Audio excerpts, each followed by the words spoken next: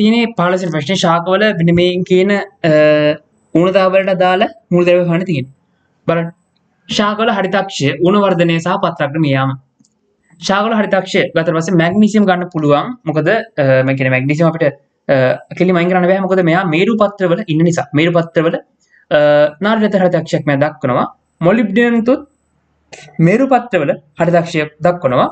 Sulphur ලපටි පත්‍රවල හරිතාක්ෂයට දායක වෙනවා.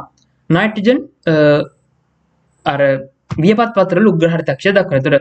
එතකොට 1 2 3 4 කියන 3 උත්තර 4ම අපිට පළවෙනි එකෙන් අයින් කරන්න බෑ. හැබැයි පහ අයින් කරන්න ඕන. මොකද ෆොස්ෆරස් වල නාරඩිදම් පාට වෙන එක. හරි. අන්න ඒ වගේ දේවල් නේ තිබ්බේ. ඒ නිසා එයාගේ හරිතාක්ෂ කතාවක් තිබුණේ. ඊට පස්සේ ඌණ වර්ධනය.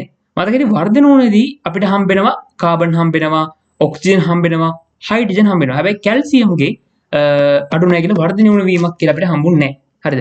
කාබන්, ඔක්සිජන්, හයිඩ්‍රජන් තමයි ඇත්තටම වර්ධනය වුණ වීමට අපිට දායක වුණේ.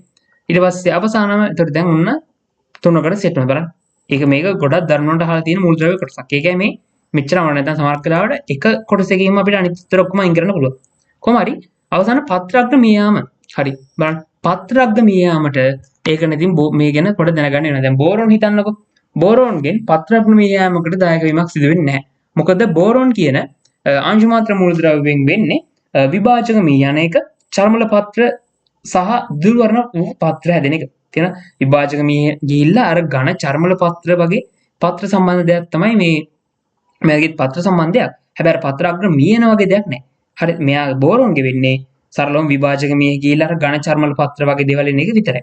ඊට පස්සේ බලන්න නිකල් ගත්තට පස්සේ නිකල් වල පත්‍රාග්‍ර මියම තියෙනවා. හරිද? නිකල් පත්‍රාග්‍ර මියනවා. ඊට අමතරව මේරු පත්‍ර හරිතාක්ෂිකුත් තියෙනවා. අපිට දැන් මෙතන අදාළ වෙන්නේ පත්‍රාග්‍ර මියන එක. එහෙනම් කෙලිම උත්තරේ 2 තමයි එන්න ගන්නෙ. දැන් ක්ලෝරින් ගැන හිතුවොත් ක්ලෝරින් වල එහෙම යාගෙන විදනවා මෙයා පත්‍ර මැල්ලවීමට වගේ තමයි මෙයා දායක වෙන්නේ. පත්‍ර මැල්ලවීම, පත්‍ර හැලෙන එක.